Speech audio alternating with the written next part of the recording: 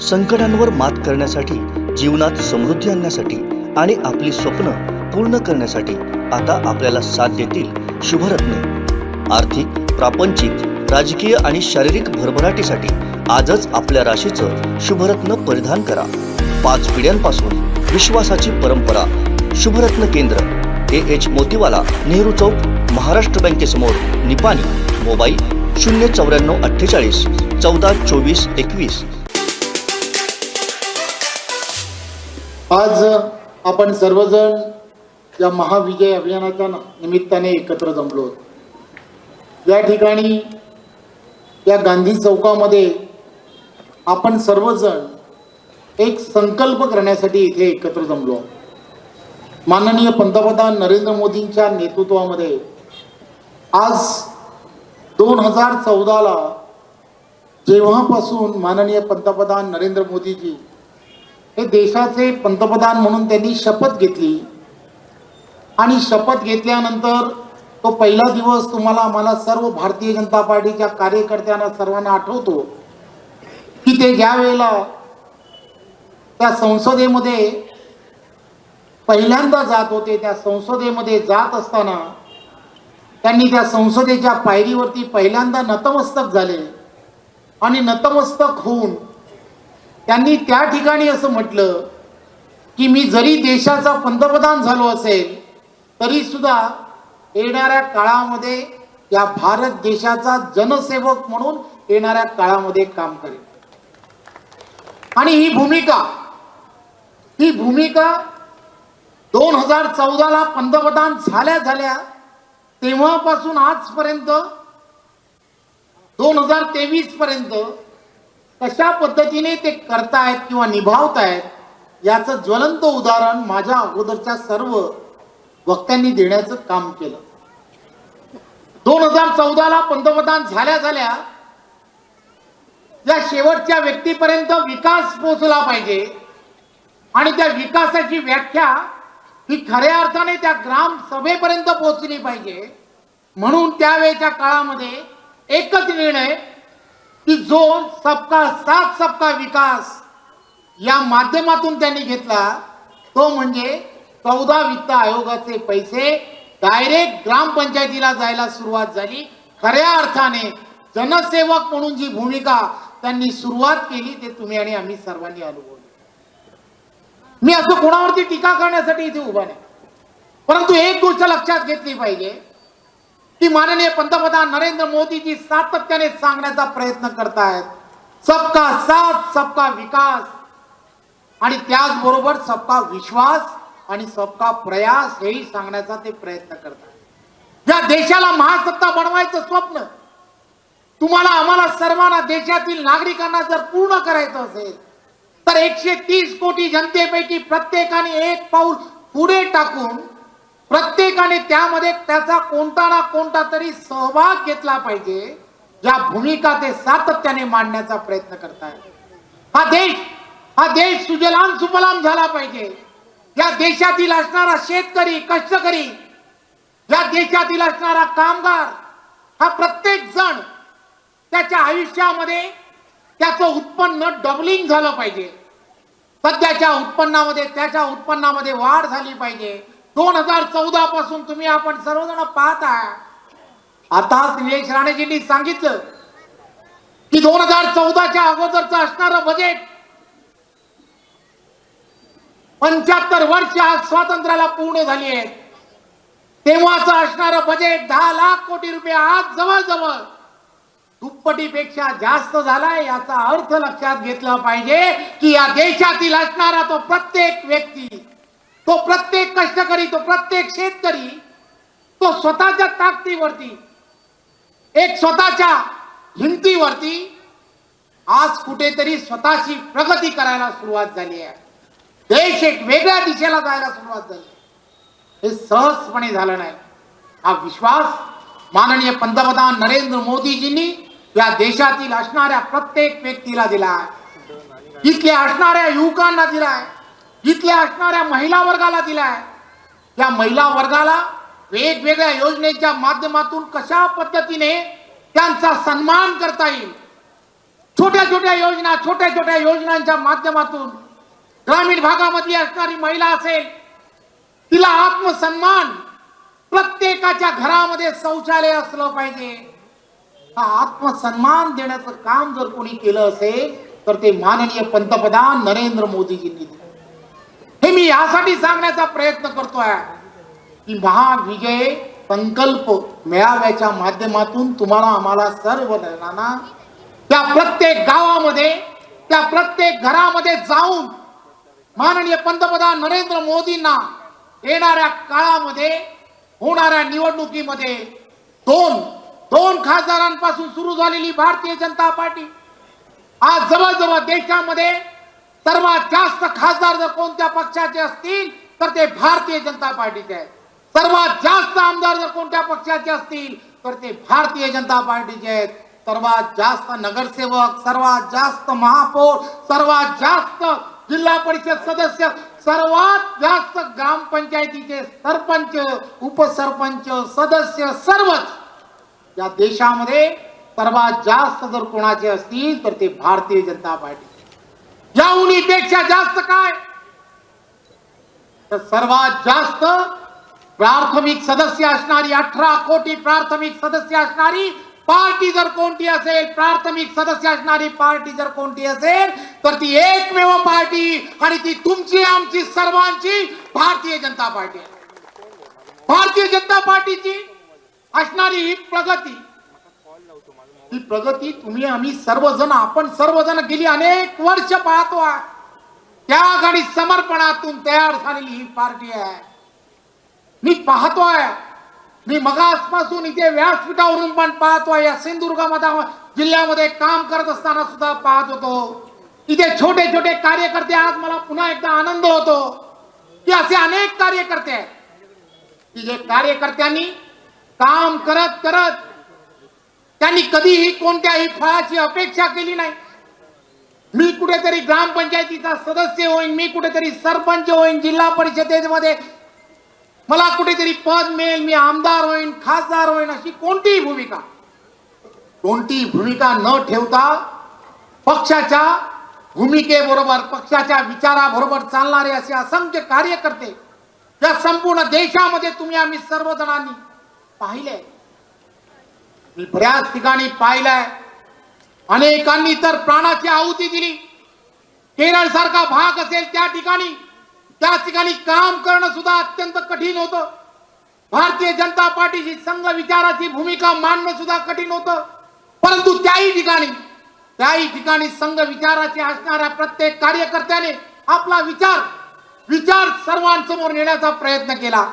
जनसंघाची असणारी पहिली सभा सुद्धा त्याच भागामध्ये झाली होती आणि त्या ठिकाणून या देशाला एक वेगळं, आज तुम्ही, आम्ही सर्वजण पाहतोय, ही मोठी पार्टी पाहतोय, तिची जी सुरुवात आहे ती सुरुवात त्या केरळ सारख्या एखाद्या ज्या भागामध्ये सभा घेणं जर सोडा, त्या फक्त पक्षाचं नाव घेतलं तरी सुद्धा तिथे खून होत होते, अशा सर्व भागांमध्ये सुरू झालेली ही पार्टी आहे.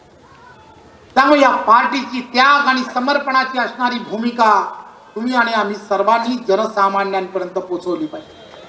माझी आपणा सर्व भारतीय जनता पार्टीच्या या कार्यकर्त्यांना विनंती आहे, नरेंद्र मोदींच्या नेतृत्वामध्ये माननीय मुख्यमंत्री एकनाथराव शिंदे असतील, आदरणीय उपमुख्यमंत्री देवेंद्रजी फडणवीस साहेब असेल, या दोघांच्या नेतृत्वामध्ये डबल इंजिनचं सरकार आलंय. हे डबल इंजिनचं सरकार कशा गतीने काम करत आहे, 9 महिन्यामध्ये घेतलेले निर्णय आणि या निर्णयाची असणारी जी व्याख्या आहे ती तुम्हाला लोकांपर्यंत पोहोचवली पाहिजे. मी कोलगाव ग्रामपंचायतीचं खऱ्या अर्थाने कौतुक करतो. पारदर्शकता काय असली पाहिजे त्या ग्रामपंचायतीमध्ये दाखवून देण्याचं काम या कोलगावच्या असणाऱ्या ग्रामपंचायतीने केलंय, त्यांचं खऱ्या अर्थाने कौतुक आहे. आपण सर्वजण या विचाराने प्रेरित आहोत. मी आपल्याला सर्वांना विनंती करणार आहे, राजन तेलीजी असतील, इथले असणाऱ्या व्यासपीठावरील सर्वजण आणि समोरचे असणारे सर्व, प्रत्येक ग्रामपंचायतीमध्ये प्रत्येक निर्णयाला तुम्हाला त्या ग्रामपंचायतीतल्या असणाऱ्या त्या सभेमध्ये नेण्याची गरज आहे. एक गोष्ट लक्षात घेतली पाहिजे, तुम्हाला आम्हाला सर्वांना येणाऱ्या काळामध्ये डिजिटल माध्यमातून जाण्याची गरज आहे. प्रत्येक भारतीय जनता पार्टीच्या कार्यकर्त्याने एक गोष्ट लक्षात घेतली पाहिजे. मी गेले अनेक वर्ष पाहतोय, तुम्हाला आम्हाला सर्वांना आज गांधी चौकामध्ये तुम्ही आम्ही सर्वजण एकत्र जमलो. एक भारतीय जनता पार्टीचं वातावरण या ठिकाणी आहे. प्रत्येक जण स्वतःचा भारतीय जनता पार्टीचा आपल्या पार्टीचा गमछा घालून इथे आलाय. इथून जाताना तो गमछा आपण पुन्हा गाडीमध्ये ठेवून देऊ. तुम्हाला आम्हाला सर्वांना एक गोष्ट लक्षात घेतली पाहिजे की ही सर्व भूमिका जी आहे, तुम्हाला आम्हाला सर्वांना त्या ग्रामपंचायतीमधल्या त्या छोट्या घरापर्यंत जर न्यायची असेल तर एक गोष्ट लक्षात घेतली पाहिजे.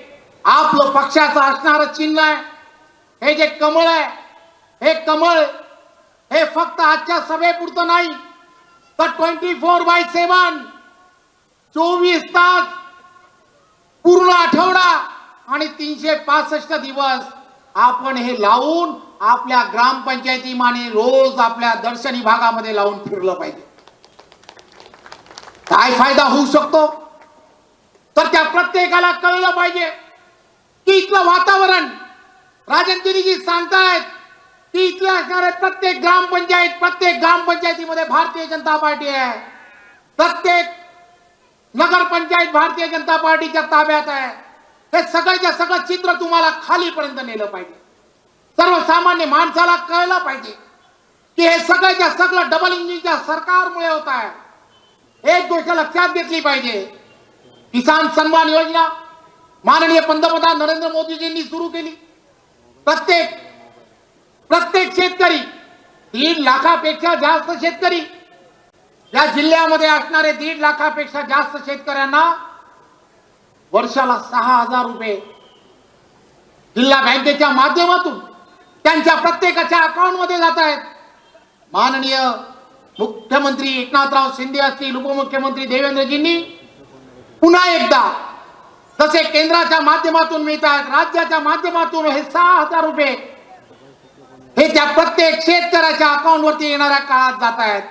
तुम्हाला सर्वांना तुमच्या प्रत्येक ग्रामपंचायतीमध्ये हा घेतल्या गेलेल्या निर्णयाचा अभिनंदनाचा ठराव हा त्या ग्रामपंचायतीमध्ये मांडायला आपण शिकलं पाहिजे. आम्ही कुठेतरी कमी पडतोय. भारतीय जनता पार्टीचा कार्यकर्ता, तिथला असणारा सदस्य, लोकप्रतिनिधी कुठेतरी कमी पडतोय. आपल्या सरकारने घेतलेला प्रत्येक निर्णय आणि त्या निर्णयाच्या अभिनंदनाचा ठराव तुम्हाला आम्हाला सर्वांना येणाऱ्या काळामध्ये त्या ग्रामपंचायतीमध्ये असणाऱ्या प्रत्येकापर्यंत पोहोचवला पाहिजे. असे अनेक निर्णय इथल्या असणाऱ्या जिल्हा नियोजनच्या माध्यमातून 100% निधी खर्च केला गेला. त्याबद्दल सुद्धा अभिनंदनाचा ठराव शिंदे फडणवीस सरकारचा आपण त्या ठिकाणी मांडला पाहिजे. का मांडू नये?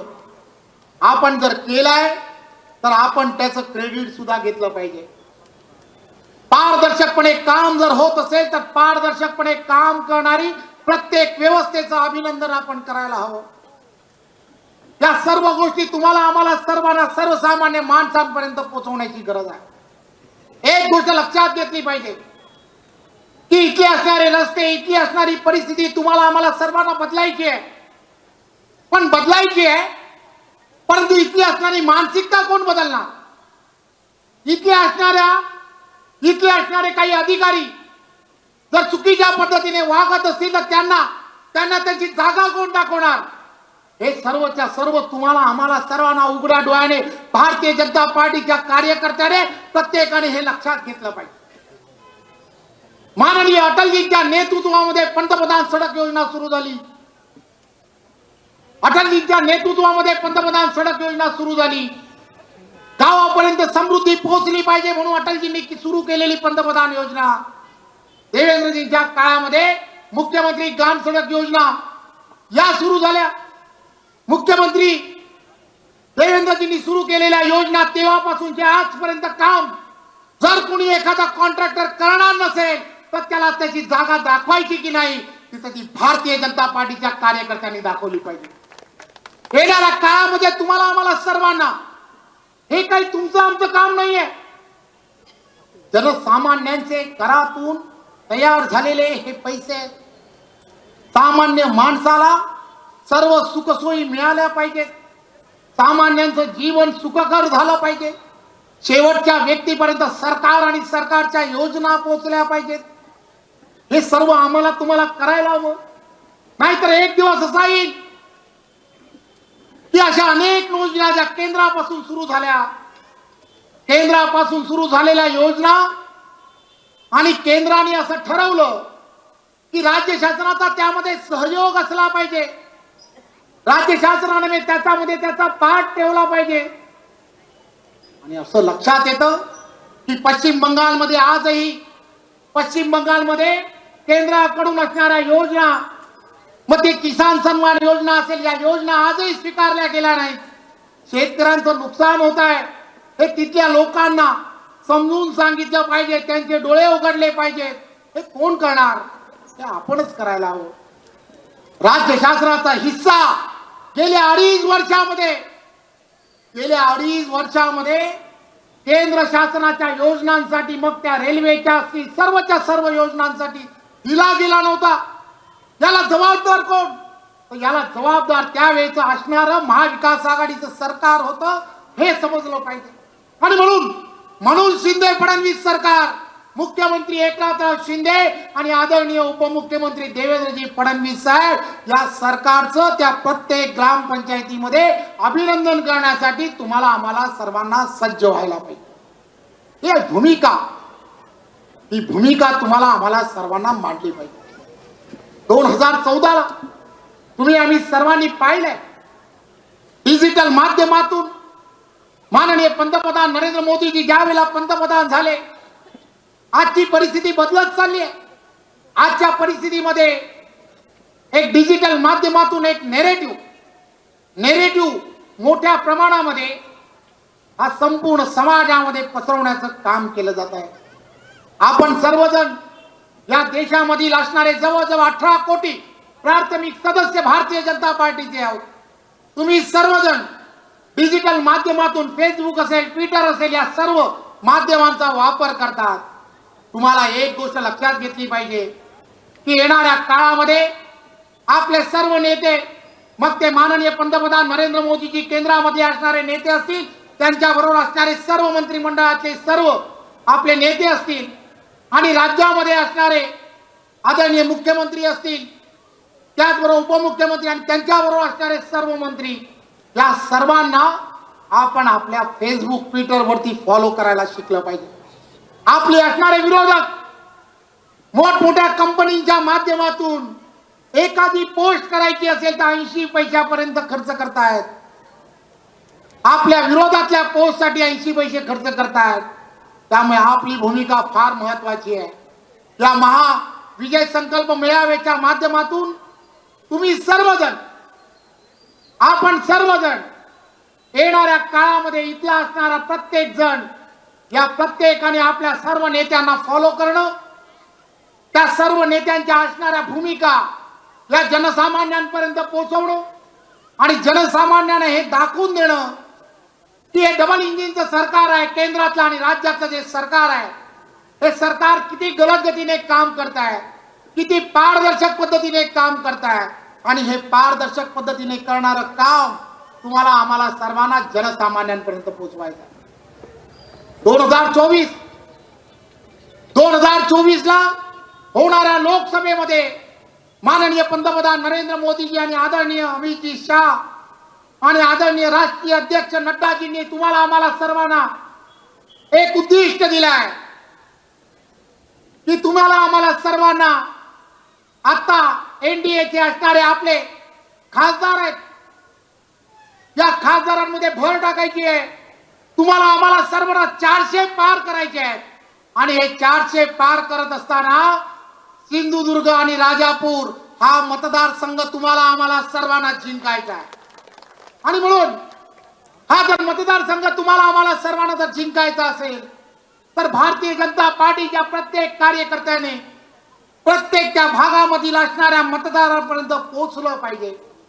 मतदाराला आपली असणारी उजवी विचारसरणी, या उजव्या विचारसरणीची भूमिका समजून सांगितली पाहिजे.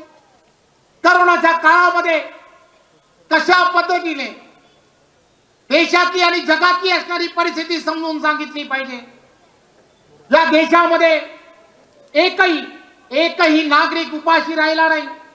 80 कोटी लोकांना मोफत धान्य, एकालाही कोणाला उपासमारीला सामोरं जावं लागलं नाही. कोरोनाच्या संकट काळामध्ये मोफत लस देण्याचं काम माननीय पंतप्रधान नरेंद्र मोदींच्या असणाऱ्या सरकारने केलं. हे तुम्ही आम्ही सर्वजण जाणता. आपल्या देशातली परिस्थिती आपल्याला माहित आहे, आपल्या गावातली परिस्थिती आपल्याला माहित आहे. आपण टीव्हीवरती पाहताय की आपले जवळचे असणारे देश, मग ते पाकिस्तान असेल, बांगलादेश असेल, चीन असेल किंवा श्रीलंका असेल, यांची असणारी परिस्थिती तुम्ही आणि आम्ही सर्वजण पाहताय. एक गोष्ट लक्षात घेतली पाहिजे, या देशाला एक समर्थ असं नेतृत्व मिळालंय माननीय पंतप्रधान नरेंद्र मोदींच्या रूपाने. देश एक महासत्तेकडे चाललाय. आज ते जगत जेता म्हणून, त्यांना एक जगाचा एक चांगला नेता म्हणून जग त्यांच्याकडे पाहायला सुरुवात झाली आहे. हे चित्र तुम्हाला आम्हाला सर्वांना 2024 ला पुन्हा एकदा 400 पार आणि पंतप्रधान नरेंद्र मोदीजी जी घोषणा 2014 ला भारतीय जनता पार्टीचा प्रत्येक कार्यकर्ता, भारतीय जनता पार्टीच्या विचाराला, भारतीय जनता पार्टीच्या भूमिकेला मानणारा असा प्रत्येक जण, प्रत्येक एनजीओ की जो प्रत्येक घरापर्यंत गेला, घर घर मोदी या शब्दाबरोबर गेला. तुम्हाला आम्हाला सर्वांना पुन्हा एकदा या प्रत्येक घरापर्यंत नरेंद्र मोदींनी या येणाऱ्या 2014 पासून आजपर्यंतच्या काळामध्ये देशाला एक उच्च प्रतीचा एक वेगळापण, प्रत्येक क्षेत्रामध्ये हा देश हा कसा मोठा होत चाललाय, ही उदाहरणं तुम्हाला आम्हाला सर्वांना लोकांपर्यंत पोहोचवली पाहिजे. लोकांना या सर्व गोष्टीचा कदाचित विसर पडत असतो. आपण लोकांना या सर्व गोष्टी सांगितल्या पाहिजे. 2012च्या अगोदरचा काळ आपण सांगितला पाहिजे. या सिंधुदुर्ग असेल, या कोकण भागामध्ये 14 तास लोड शेडिंग होतं. आपण लोकांना आठवण करून दिली पाहिजे. देवेंद्रजींचा काळ सुरू झाला 2014 ला, ते मुख्यमंत्री झाले तेव्हापासून आजपर्यंत हे लोड शेडिंग मुक्त महाराष्ट्र तुम्ही आम्ही सर्वजण पाहताय. मध्यंतरीचा महाविकास आघाडीचा काळही तुम्ही पाहिलाय. भरमसाठ बिलो MSCBची तुम्ही पाहिली आहे. कुठेतरी कोळसा मिळत नाही, कुठेतरी काहीतरी होईल आणि पुन्हा लोड शेडिंग होईल अशी भीती निर्माण झाली. पण पाटेकर पावला आणि पुन्हा एकदा मुख्यमंत्री एकनाथराव शिंदे आणि उपमुख्यमंत्री देवेंद्रजींचं सरकार आलं आणि आपल्याला सर्वांना 24 तास वीज पुन्हा मिळायला लागली. हे सहजपणे झालं नाहीये, हे सहजपणे झालेलं नाही. यासाठी अथक प्रयत्न माननीय पंतप्रधान नरेंद्र मोदींचे आहेत. नरेंद्र मोदीजी सातत्याने प्रयत्न करतायत की महाराष्ट्र आणि महाराष्ट्राला जे आवश्यक आहे ते देण्याचा प्रयत्न करतायत. डबल इंजिन म्हणून ते सातत्याने या सरकारला एक विशेष पद्धतीने निधी देण्याचं काम करतायत. हे सर्वच्या सर्व तुम्ही आम्ही सर्वांनी जाणून घेतलं. दर रविवारी, महिन्याच्या शेवटच्या रविवारी ते 11 वाजता मन की बात हा कार्यक्रम घेतात. या मन की बात कार्यक्रमाला आता 100 कार्यक्रम या 30 तारखेला पूर्ण होत आहेत. आपण आपल्या प्रत्येक ग्रामपंचायतीमध्ये, प्रत्येक त्या बूथ वरती मन की बात या कार्यक्रमाच्या माध्यमातून माननीय पंतप्रधान नरेंद्र मोदींची असणारी भूमिका तिथल्या असणाऱ्या सामान्य माणसाला समजेल अशी भूमिका ठेवा. हे कार्यक्रम त्या ठिकाणी आपण सर्वांनी एकत्र पहा. आमचे दिवसभरातले सर्व अपडेट्स, ताज्या घडामोडी आणि थेट लाईव्ह पाहण्यासाठी सबस्क्राईब करा, लाईक करा कोकणचं नंबर 1 महा चॅनल कोकण 7 लाईव्हचं YouTube चॅनल.